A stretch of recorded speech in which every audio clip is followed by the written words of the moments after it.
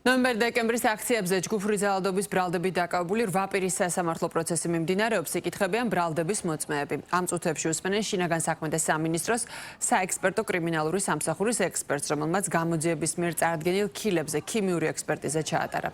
მისი ცნობით აღნიშნული სითხე ნავთობპროდუქტი, ბენზინი და საღებავები აღმოჩნდა, მისივე თქმით, ქილების ნაწილს ბენზინთან ერთად ჰქონდა ნაჭერიც. გამოძიების მტკიცებით ზვია ცეცხლაძის სახლიდან მოლოტოვის კოქტეილები ამოიღეს, რომელიც ექსპერტიზაზე წარადგინეს. ცეცხლაძეს ჯგუფურ ძალადობას ედავებიან, დანარჩენ 7 პირს კი ჯგუფურ ძალადობაში მონაწილეობას. დაცვის მხარე ამბობს, რომ ამ დრომდე დაკითხულმა ვერც ერთმა დაზარალებულმა პოლიციელმა ვერ დაასახელა ბრალდებული ვისგან მიიღეს დაზიანება. წარმოდგენა გამოსაკლო ობიექტებში რა ნივთიერება და რა შემოქმედებისა ისინი მიეკუთვნება თუ არა ფეთქებადი ნივთიერების ან ასაფეთქებადი მოწყობილობის კატეგორიას.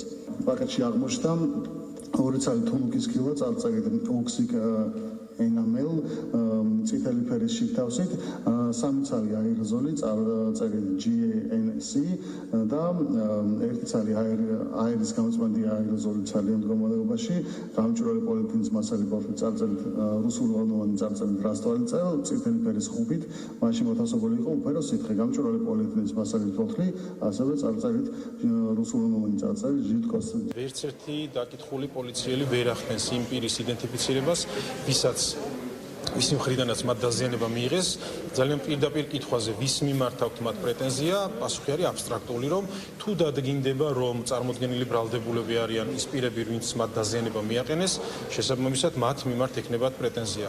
არადა საპროცესო კოდექსი დაზარალებულად ცნობას სხვა ფორმით იცნობს, დაზარალებულს მეტნაკლებად უნდა ქონდეს წარმოდგენა დანაშაულის ჩამდენი პირის მიმართ და შესაბამისად უნდა ასახელებდეს კონკრეტული დანაშაულის ჩამდენ პირს. მე პირადად ველოდები მაგალითად როდის იქნება ჩვენი მოწმე, რომელიც სახლში იყო მოსული და თორნიკეტ წაიყვანეს, ისინიც განარას იტყვიან, არაფერს იცეც. მაინტერესებს თუ იტყვიან იმას, რომ დროშა წაიღეს საქართველოს დროშა სახლიდან, რომელიც იყო ჩემი კერძო საკუთრება. მასკარადი გრძელდება, რომელსაც არანაირი საერთო არ აქვს მართლმსაჯულებასთან. რა თქმა უნდა, იქნებიან მოწმეები მოყვანილი, რომლებიც თავს დაზარალებულად ცნობენ და ზოგადად ასეა ცნობილი, თუმცა საკუთარი საქმის მასალებიც კი არ იციან. ვერც ერთ ბრალდებულს ვერ ცნობენ, ხელს ვერავის ვერ ადებენ, იმასაც კი ვერ ამბობენ, რომ რომელიმე მათგანი იმ დღეს როცა ესენი დაზარავდნენ, რომელიმე მათგანი აქციაზე თუ იყო საერთოდ, აქედან გამომდინარე, კავშირი მათ ზიანსა და ბრალდებულებს შორის არანაირად არ დგინდება.